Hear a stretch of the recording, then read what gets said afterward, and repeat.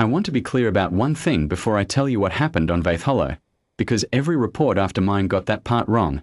Nothing attacked us.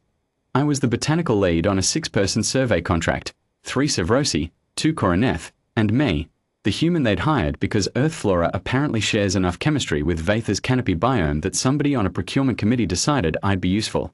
11 days into the canopy transect, our relay drones started losing telemetry in patches. Not failing, just going quiet, the way a room goes quiet when someone walks in.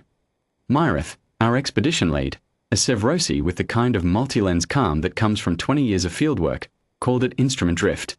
I didn't argue. I also started sleeping with my multitool under my bedroll, which is a habit I picked up at 9 years old camping in a state park where black bears existed, and which I have never once needed until that week.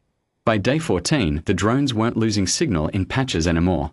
They were losing it in a slow, deliberate ring that tightened around our camp by about 4 meters a night. Torsevek, the younger of the 2 Koroneth, did the math out loud at breakfast, watched the rest of the team go still, and then asked, not panicked, just precise, whether anyone wanted to say what was making a 6-limbed survey drone go dark without a mark on it when we recovered it the next morning.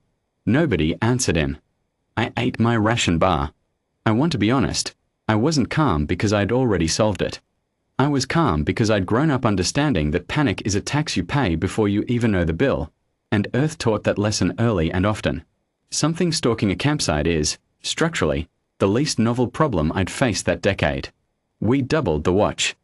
I took first shift on the 4th night the ring closed, sitting against a fallen stilt root the diameter of a small house, running my hand along bark that pulsed faintly under my palm. The whole forest here breathes, slow, on a register you feel before you hear it, and somewhere past midnight I understood, the way you understand a held breath has changed shape in the dark beside you, that I was no longer the only thing awake at that root. It didn't rush me. That's the part nobody believed afterward. 8, maybe 9 feet of segmented blue-black chitin uncoiled itself from a hollow in the root system I'd been resting against for 4 straight nights without once noticing a headroom for anything that size, and it simply arranged itself opposite me, mandibled head low, for 4 claws spread flat against the dirt, the universal posture, near as I could tell, for I am showing you that I am not currently holding anything.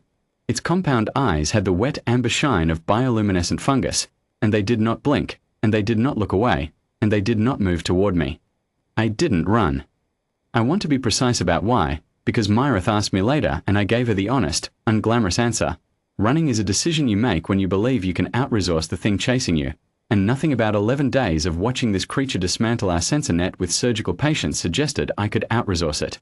So I sat very still, the way you sit still for anything that hasn't decided yet whether you're a threat or a fixture, and I let it look at me for what my chrono later told me was 11 minutes, and at the end of it the creature made a low, rolling click from somewhere in its thorax, turned, and folded itself back into the dark between the roots. I told the team at first light. Torsevek wanted to break camp immediately. Myrith, to her enormous credit, asked me a single question first. Did it touch anything you were carrying? I said no. She asked if it had touched the camp, the drones, any of our gear at any point in 14 days. I said no. Every drone we'd recovered was intact, powered down, untouched, just dark. She sat with that a long moment, for eyes doing the slow blink Sevrosi do when they're recalculating, and then she said the thing that ended the argument. It's not hunting us. It's been counting us.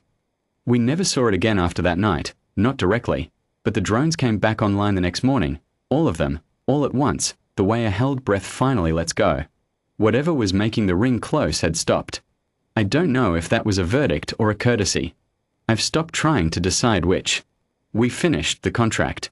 17 more days, full canopy transect, not one further incident, and on the last night before pickup, Torsevek asked me, quiet, almost embarrassed, why I hadn't screamed. I told him the truth. Screaming is for when you don't understand what's in front of you, and somewhere around minute 4 of those 11 minutes, I'd understood completely. It wasn't deciding whether it could win. It already knew. It was deciding whether it was worth the trouble. I still don't know what species lives under the stilt roots of Vaith Hollow. The contract closed the file under unconfirmed apex fauna, non-hostile, recommend future survey caution. I read that line and thought, it watched 11 minutes of a human sitting perfectly still in the dark, and decided that was enough information. I think, if I'm honest, it learned more about us in those 11 minutes than we learned about it in 14 days. We didn't see it leave. We never see them leave. The forest just goes back to breathing.